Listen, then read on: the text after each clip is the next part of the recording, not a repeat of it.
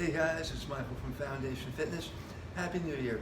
I thought I would start the year off with some foam rolling activities and review some of the most common tightness patterns that we see in our clients and our athletes, and how we use the foam roll to help lengthen and loosen those tight muscles to get our athletes moving better and feeling better. Let's get right into it. The first activity we're going to look at is rolling out the calf muscle, or the gastrocnemius. The way you do this is you place your foot at the Achilles tendon, right about at the ankle, over the foam roll, and then you'll take the other leg and place it on top of your shin to apply some downward pressure. From this point, all you're going to do is lift yourself up off the ground and start to roll yourself forward, so the foam roller is rolling from the ankle upwards toward the knee. What you can also do to try to find a knot or an adhesion is rotate your foot inward or outward, and you may find that trigger point on the medial or the lateral side of the calf. Once you do find that knot, you will know, you'll feel a little tension. Hold that for about 30 seconds, let that knot dissipate, and create some flexibility in whatever muscle you're working. The next area we're going to target is the hamstring complex. And the way you roll this out is to start with the foam roll on the back of the thigh, so your leg will rest on top of the foam roll just above the knee. You will then take the opposite leg, cross your ankle over that thigh, and lift yourself up off the ground again. Now from this point, you're going to roll forward from the knee upwards to the glutes or to the butt, and you're just going to roll in a neutral, even position. Once you do find a knot, you're going to hold that for 30 seconds. If you don't find anything down the middle of the back of the thigh, you can also roll inward or outward again to try to find those knots. When you do find that trigger point, like I said, hold that for about 30 seconds, let that knot dissipate, create some flexibility in the hamstring complex. The next area we're going to roll is the TFL muscle. And that is a small muscle that sits right on the side of the hip.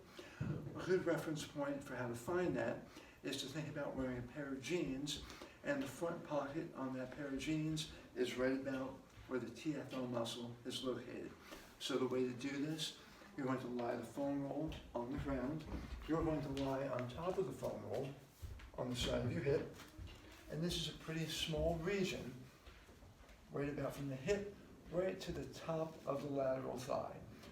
Once you find tightness on the side of the hip, if you do find tightness, you'll want to hold that for about 30 seconds. Let those muscle fibers align themselves and create some flexibility in the side of the hip. Another area where we see a lot of tightness is in the hip flexor muscles on the front of the hip. Many people sit for long periods throughout the day, and when you do that, your hip is in a constant state of flexion. When that happens, these muscles tend to shorten and get tight. So the way to relieve some of that tightness is to use the foam roller. Another thing that happens is when your hip flexors are tight, it pulls your pelvis into an anterior tilt, angling it forward and causing some pain in the lower back as it stretches those muscles. So relieving the tightness in the front of the hip will actually level the pelvis and also relieve some of your lower back pain. The way you set this up, the foam roll is right in front. You're going to start in a neutral position with the middle of the hip in the middle of the foam roller, one hip at a time. So you're lying on the foam roller, starting right at the top of the hip, and it's a very small region moving just down to the top of the quadricep. When you find tightness, as always, you're going to want to hold that for about 30 seconds. As I mentioned with all of these, it's a hunting activity, so you're going to want to roll internally and also outward, so you can try to find if you have tightness on the inner portion or outer portion of the hip.